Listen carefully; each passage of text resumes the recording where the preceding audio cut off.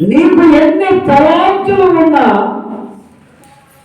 ఎన్ని స్వస్థతలు నీ ద్వారా జరిగినా, నీ ప్రార్థనకి భూమి కల్పించిన, దేవుని దగ్గర నుంచి సమాధానం వచ్చిన, దేవుని ప్రేమ నీలో లేకపోతే వ్యర్థము వ్యర్థము వ్యర్థుడు వ్యర్థురాలు అని ఇక్కడ పౌలు స్పష్టంగా చెప్తున్నాడు. నీ కృపవరాలు ఉండొచ్చు, నీకు స్వస్థత వరాలు ఉండొచ్చు, నీలో ఆత్మఫలాలు ఉంటే, ఆత్మఫలాల్లో మొదటిది ఏంటి?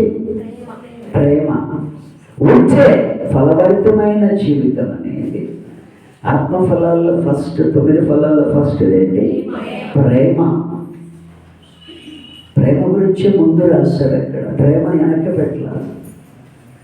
ఈరోజు సంఘాలలో ప్రేమ చల్లారిపోయిందండి. ఏ సంఘములో చూస్తున్నా, ఎంత గొప్ప దైవజనుల సంఘములో చూసినా, ఎంత గొప్ప వాక్యాలు బోధించే సేవకుల దగ్గర చూసినా, సంఘాలలో ప్రేమ కనుమరుగైపోయింది. హల్లెలూయా.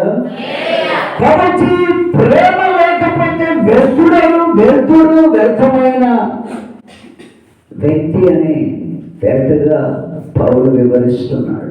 ప్రేమ